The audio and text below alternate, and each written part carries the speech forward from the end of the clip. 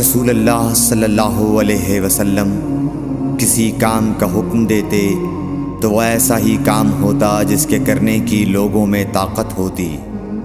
اس پر صحابہ کرام نے عرض کیا کہ یا رسول اللہ، ہم لوگ تو آپ جیسے نہیں ہیں، آپ تو معصوم ہیں اور آپ کی اللہ پاک نے اگلی پچھلی سب لغزشیں معاف فرما دی ہیں، اس لیے ہمیں اپنے سے کچھ زیادہ عبادت کرنے کا حکم فرمائیے۔ یہ سن کر آپ ناراض ہوئے، حتیٰ کہ خفگی آپ کے چہرہ مبارک سے ظاہر ہونے لگی۔